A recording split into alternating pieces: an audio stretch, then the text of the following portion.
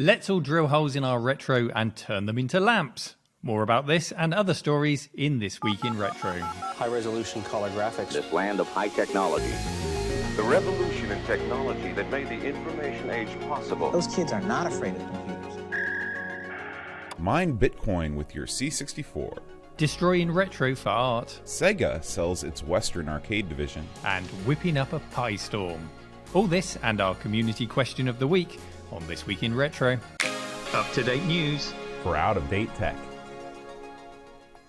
Neil, news is swirling around blockchain technology these days, even in the retro world. A few weeks ago, we talked about Atari's NFT sneakers, and since then, they've expanded into selling NFT versions of their cartridges, which I thought they would go for, in the beginning, for thousands and thousands of dollars a piece. I read a report that said they'd made over $100,000 in NFT sales last month. Wow, it'd make more sense to go down the cartridge route than the sneakers route. But just to refresh us on what NFTs are, because it is still a fairly fresh thing coming into the mainstream. So NFT is non-fungible token, and it's been used to confirm ownership of digital things, art, for example. So you can, via the magic of blockchain, say that I am the owner of this original version of this Microsoft Paint picture. That's me. I'm the first and the original owner. And it would seem that people do currently see value in that, because digital art, ones and zeros, has now been sold at Christie's with NFT proof of ownership at the auction house for sums of over $6 million. Insane amounts of money have changed hands. Even if that bitmap image has been copied and shared all over the internet, the fact that you can say, I am the NFT owner, I am the original owner of this work of art, it's got a perceived value. And I can see why, because it's kind of like perhaps in a copyright situation, you could use it to leverage that and say, I am the owner, pay me my royalties.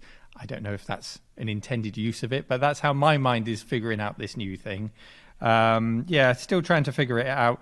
But when it comes to cartridge games from Atari, if you're buying the NFTs for a cartridge, you're not really buying the rights to that game, because that game was made a long time ago. And right, you're neither buying you're not buying the rights. You're not buying the right to license the artwork, or you're not buying the actual, of course, physical cartridge either.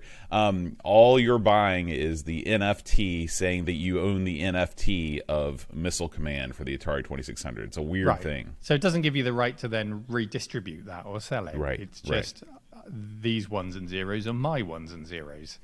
It's still very confusing, isn't it? Yeah. Well, what about the other big blockchain technology? I'm talking about cryptocurrency. We're currently experiencing another new surge of interest and rise in prices of Bitcoin and other virtual currencies. Neil, did you ever try your hand at a bit of the old crypto mining?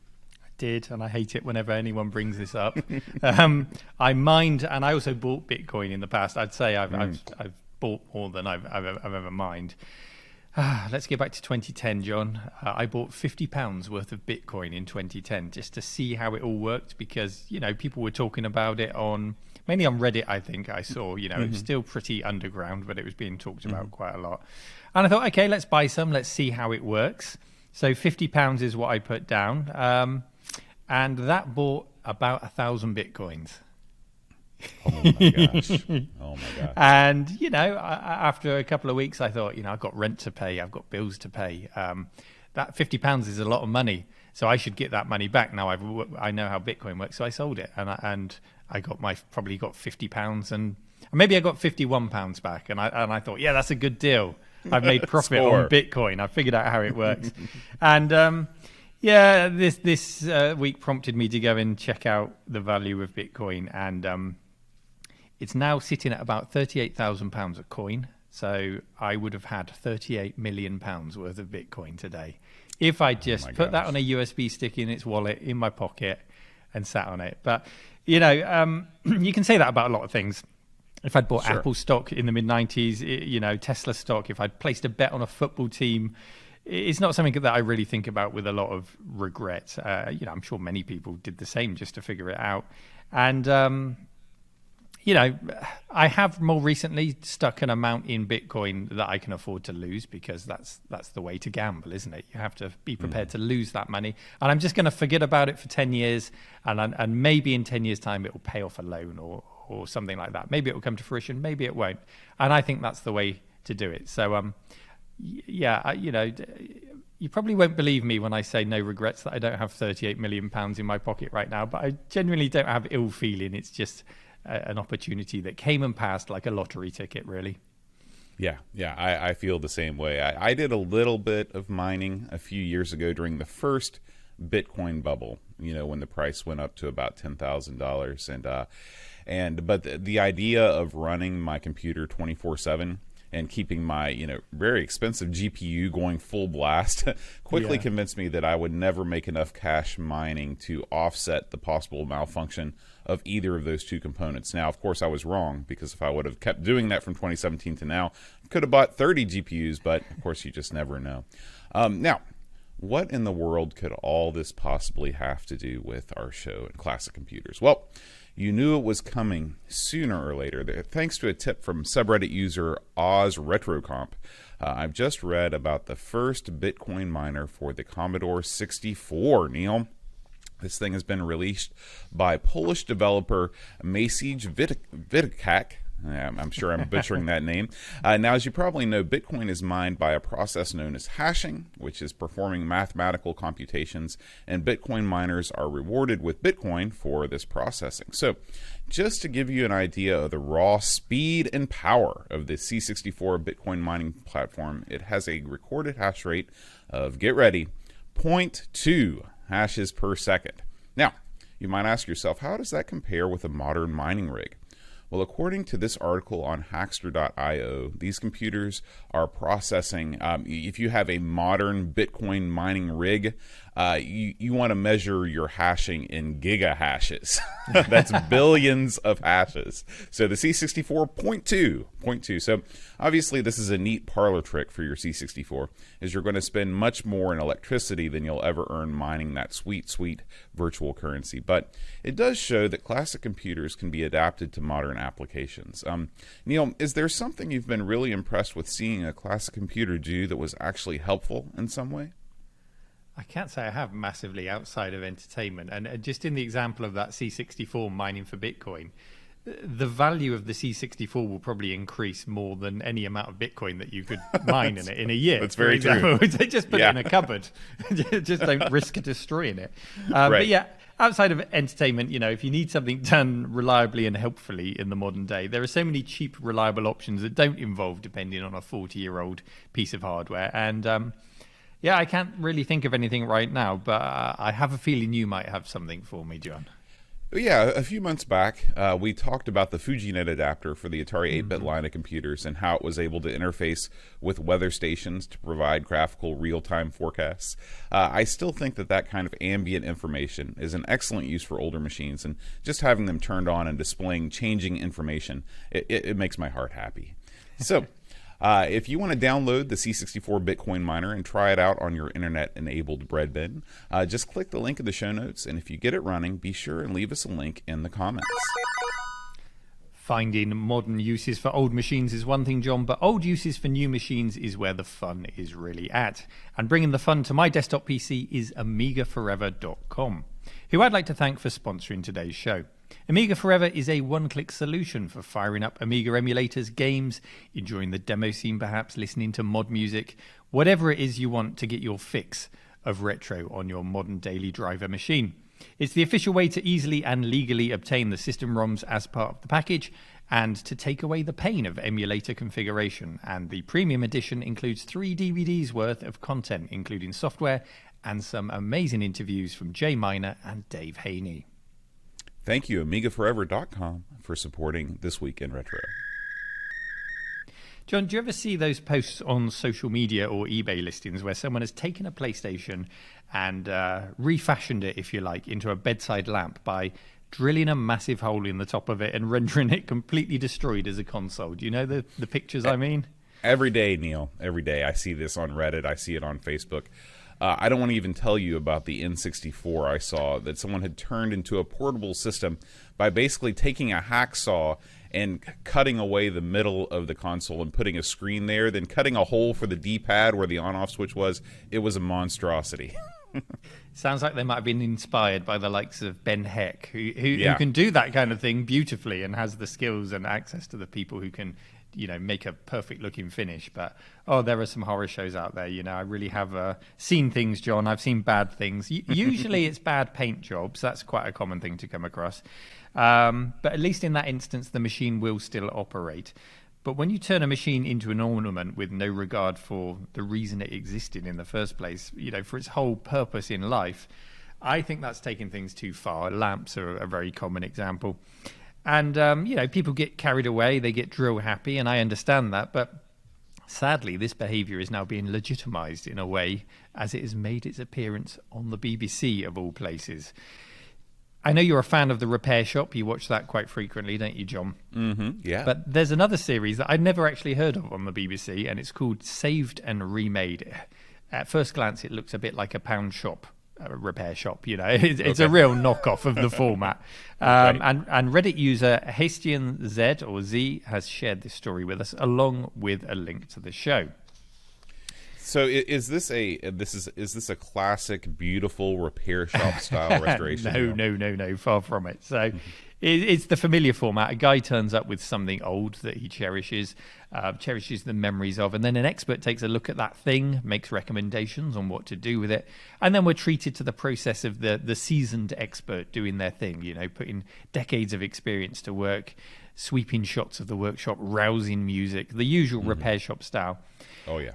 And what this guy brings in is, what I can make out on the table is a PlayStation, a Mega Drive 2 with the Mega CD attached to it, a Sega Game Gear, a Super Nintendo, a Game Boy Color, and I think there's a Game Boy Advance there. And also there's an Atari console. Not quite sure which one it is. The more wedgy one, is that the 7000 series? Maybe the 5200 maybe? Maybe the 5200. Yeah. One of the two. Anyway, so what the expert does is he creates a table which he shapes like a Super Nintendo joypad.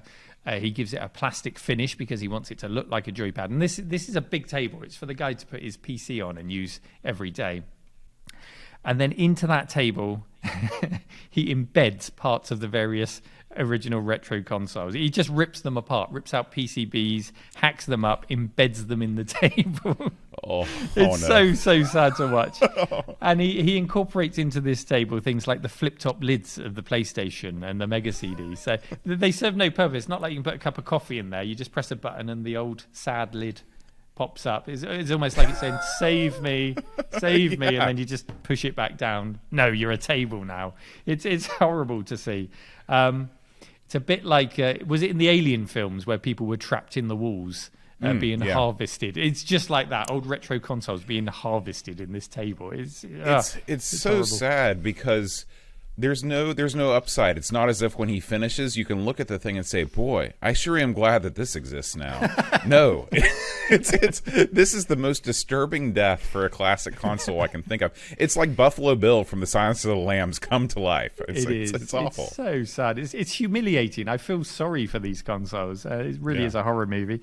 And it got me thinking, there are so many examples of this kind of thing. Is there ever a good thing to do with an old retro console other than restore it for original purpose? Have you ever seen a conversion that actually works for you, John?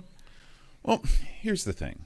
If you've got stuff that's broken, stuff that can't be salvaged, and if it was on its way to the dump, if you're just like, I'm just going to throw this stuff out because it's all broken, I don't know anybody that knows how to fix it, I think you have some leeway there for a creative rebuild. I wouldn't totally be against turning, an old broken down machine into something like a lamp. If it turns it into an object that you can look at and it gets those nostalgia juices flowing again for you, I'm not as dead set against this sort of thing as some people are, provided that you're not taking a working system and destroying it. I have an old broken Pong console that's missing the power adapter, and it doesn't have a way to connect to any TV that's been made in the past 40 years. And I've contemplated just removing the insides completely and putting some kind of like multi-pong system on a chip in there, just leaving the hull intact and replacing the insides. But if you're physically pulling components off of systems, just random buttons and lids to glue onto a piece of furniture,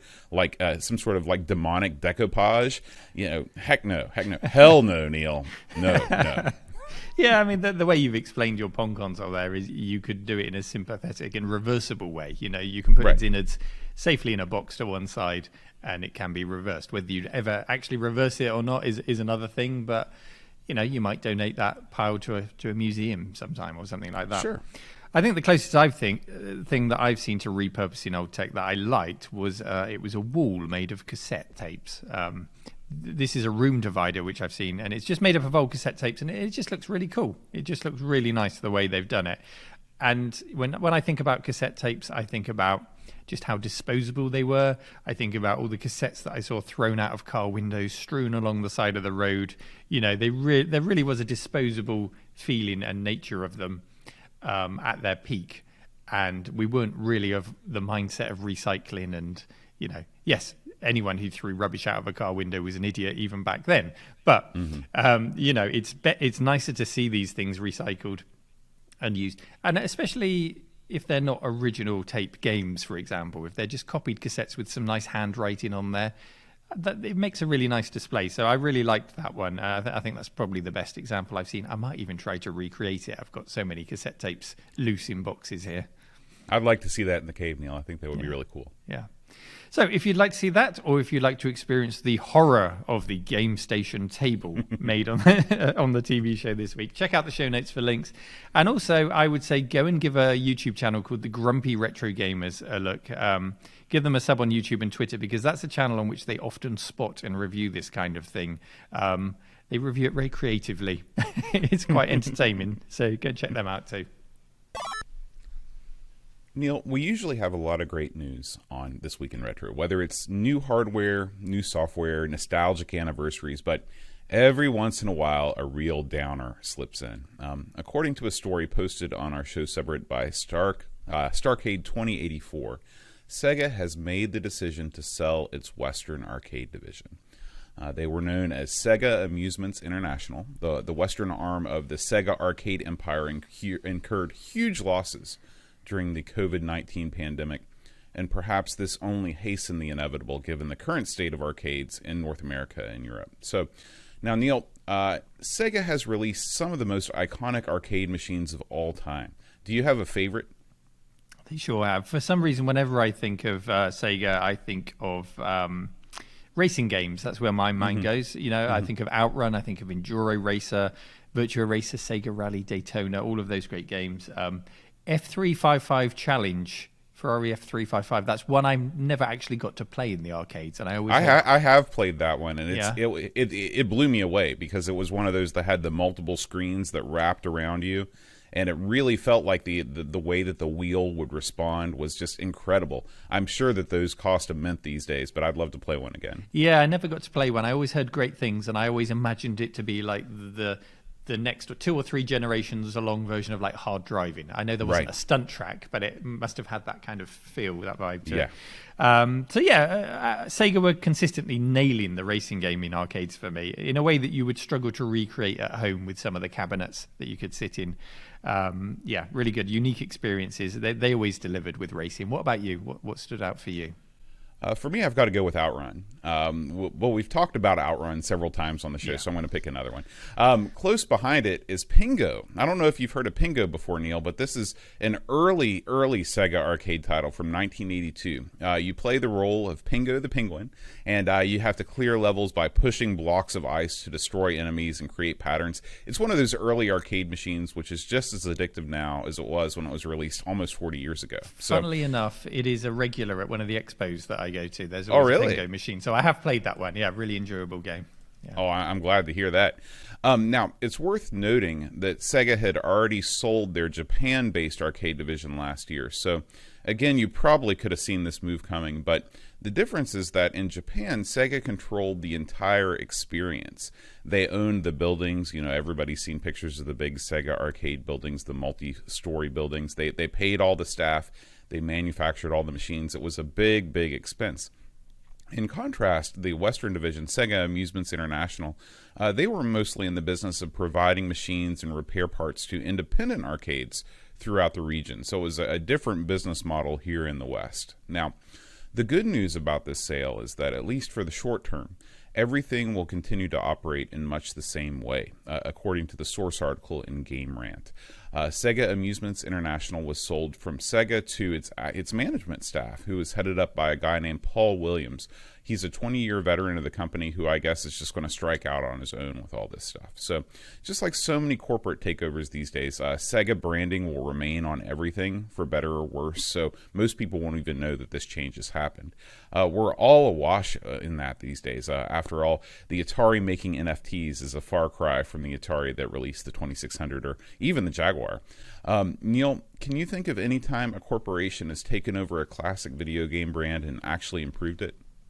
That's a tough one, isn't it? Even when you see great new games like Streets of Rage 4 is a more recent example, which are made by a completely different company and different team. It stands up in its own right as a great game, but it's so different, and the passage of time has been so long that it's not a case of one game is improved or better than the other. It's just a case of this is a great game, and it makes me want to go back and play that old great game as well. They're both wonderful in their own right and in their own period. And there's lots of examples, examples of the style of a brand being continued, even if there wasn't technically a management takeover. So the ex-LucasArts team members always spring to mind when they make games like Thimbleweed Park, but that's just a continuation of the brand by association. Right. And you wonder how much of that brand was just Ron Gilbert to begin with. Exactly. Yeah. And a lot of modern versions of old games have come about through very iterative processes of studios buying studios over a period of decades and leveraging the assets that came with them. So brands haven't always had a chance to fall into the class of retro or classic because, you get a new one with every generation. So it's hard, really. I may be overthinking this, but one that does spring to mind for me is the return of Microprose, which has been in the news in the last year or so. It's a big name from the simulation world back in the 80s or 90s, and it has returned. And we're seeing new games in development, but they haven't been released yet, so they're yet to prove themselves. We can't say that they've improved, and it would be a big ask to improve on the great things that Microprose did back in the day. And, of course, one of the people that's resurrecting it is Wild Bill Steely, who was one of the original co-founders in 1982. So it's kind of half a takeover. There's still the original guy involved who's brought it back to regain control of it. So I'm struggling to give you an example, John, but Microprose is where my hopes are pinned at the moment. In particular, B-17 Flying Fortress, the VR version, multiplayer version that they're talking about. And the news on that has gone quiet recently. They're talking about other games, so I'm a bit worried. I want to see that game. Yeah. Can you think of any?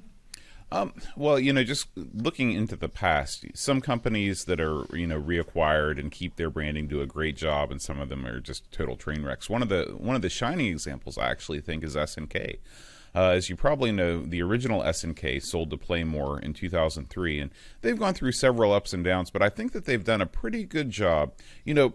Half of the battle is just keeping their games out there for people to buy and continue to play. A lot of these companies just sort of lock away their back catalog for some sort of indefinite future release, and it leaves the fans of the brand, unable to, experience the games if they want to in a legal way. And the new SNK has been really good about putting up titles on Steam, republishing their games through the Switch and putting out the mini consoles. Whether you actually are a fan of the consoles that SNK has put out, at least they exist. At least they're giving you a way to continue to play these games if you want to. And new game development continues. There was a new version of Windjammers, which is my favorite Neo Geo game, that was released on the PS4 just a couple of years ago. So anyway, we'll definitely be keeping an eye on what's going on with Sega right now, and hopefully their legacy and classic lineup of games won't be tarnished by whatever comes next from this new management team. Neil, our next story is about an exciting new Amiga upgrade. And speaking of Amiga and indeed Commodore upgrades, capacitor kits, diagnostic tools, and more, RetroRewind.ca is your one-stop shop for all your needs. They've got Commodore 64, 128, 16 plus 4, and Amiga systems all have a virtual shopping aisle at Retro Rewind. and include such useful items as replacement edge connectors for when the corroding fingers of time have damaged your machine beyond the abilities of Brasso and elbow grease to repair. You can save 10% off your order, any order from Retro Rewind, by using the promo code TWIR10 at checkout. Thank you to Retro Rewind for supporting our show today. John, we covered a new accelerator card recently called the Buffy, the so-called Vampire Slayer, which intends to set a new speed record by accelerating your Amiga and possibly all classic 68,000 based computers eventually, but they're focusing in on the Amiga first of all. Now there's another challenger entering the ring. Who would have believed that in 2021 the 68,000 CPU accelerator market would be so hotly contested? It really is. It's a war out there, John. And the newest device on the scene is called the PiStorm. And as you can probably guess from the name, it's a Raspberry Pi based solution, so that keeps the costs down and the cost of development down. And it promises to act as up to about a 68030 CPU running at 70 to 80 megahertz, up to 128 meg of RAM.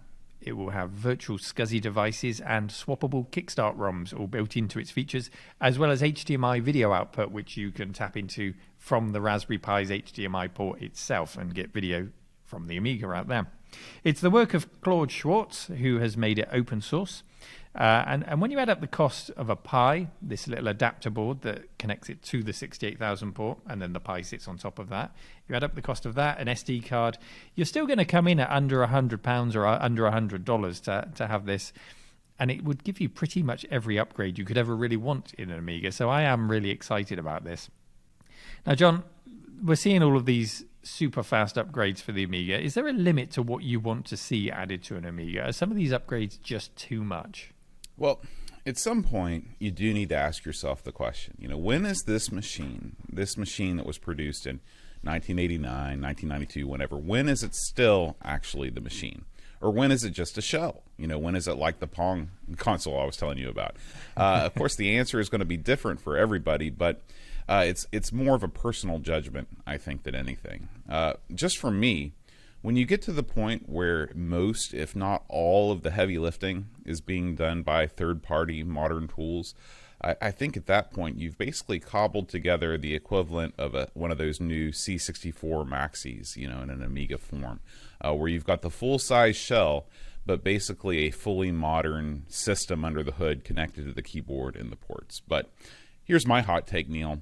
It doesn't matter. The whole point of retro computing as a hobby is to make you feel like you're either A, using a machine just like you did when you were younger, or B, using a machine you could never afford to buy, but you always lusted after. And that's why I think most of us are in this hobby. What do you think, Neil?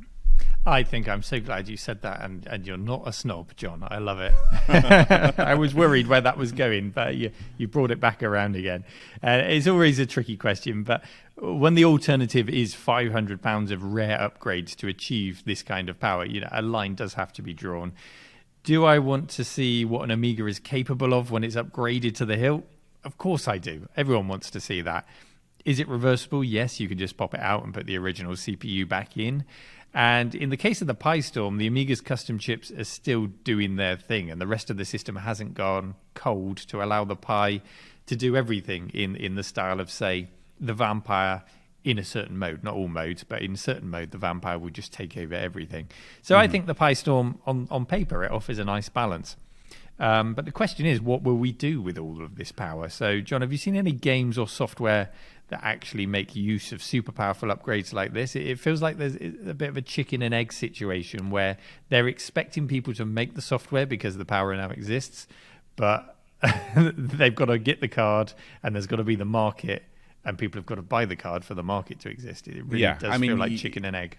You see this with almost everything in the retro computing space. Or even contemporarily in the Amiga's life, how many games continue to be ECS, OCS well into the AGA future just because people were writing for the most Amigas that were out there, which was the Amiga 500. So, these days in Amiga game development, you've got the Scorpion engine, the Red Pill engine, and both of those love super fast processors. A lot of games that are produced with these engines run incredibly slow if you try them out on original machines. And so I guess my answer is technically yes.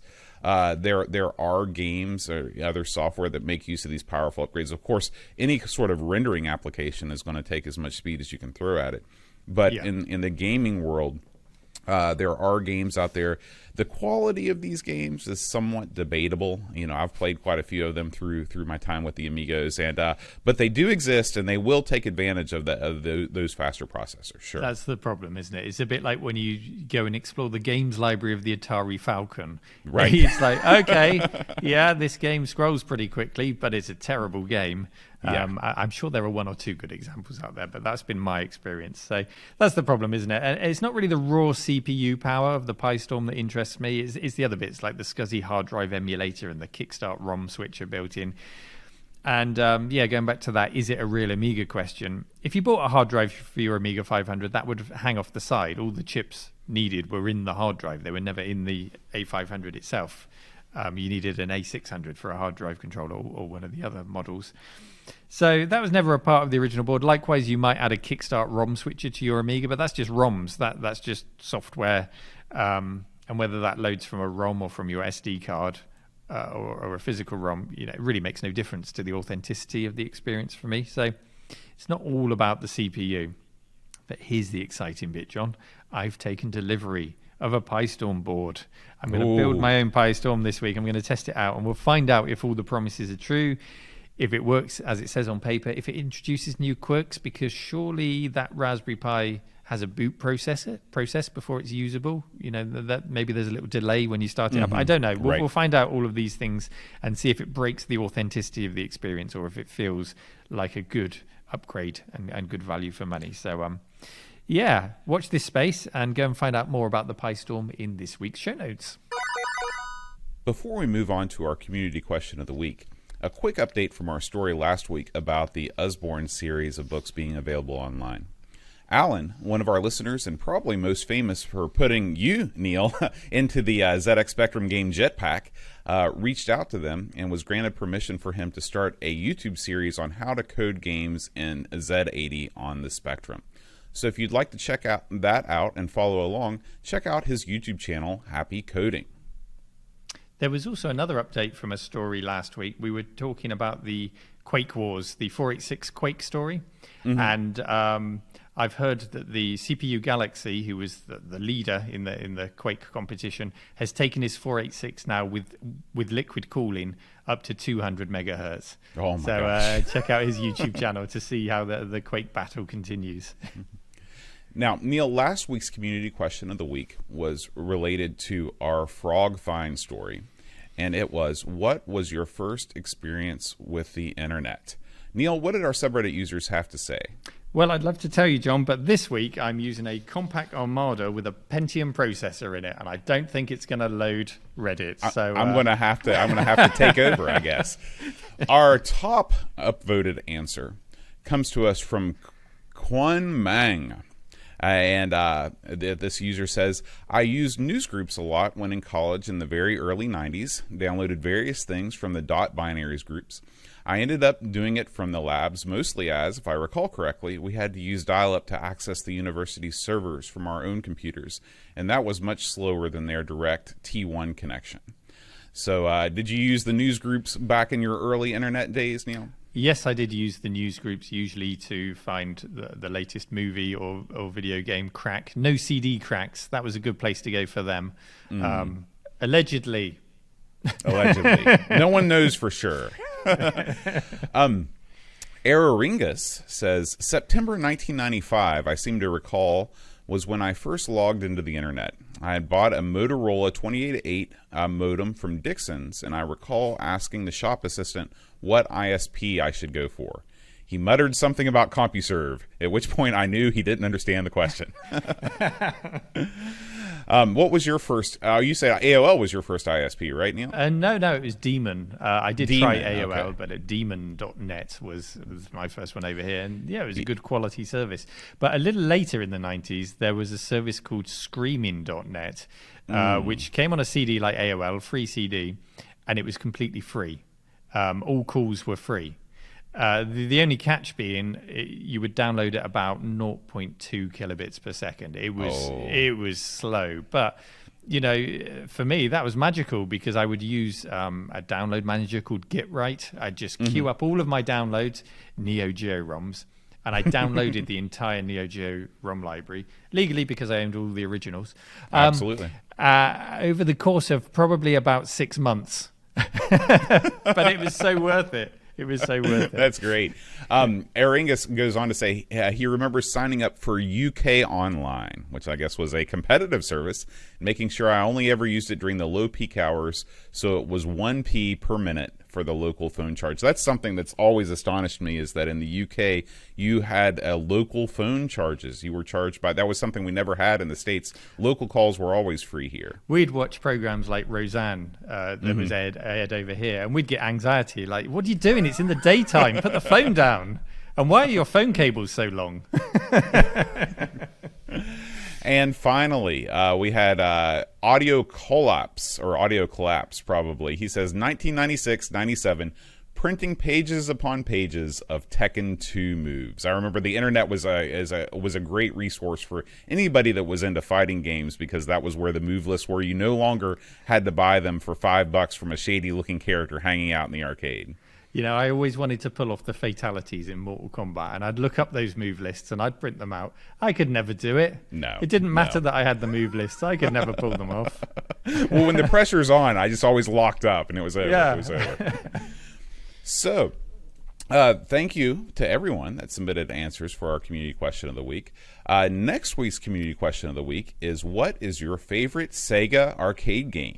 So please post your responses on the show subreddit, upvote your favorites, and we'll read the top 3 most upvoted responses on next week's show. This Week in Retro was presented by Neil from RMC and John Shawler. It was produced by me, Duncan Stiles. The podcast version of the show is available through your favourite podcaster, including Apple Podcasts and Spotify, and the video version is available on the This Week in Retro YouTube channel.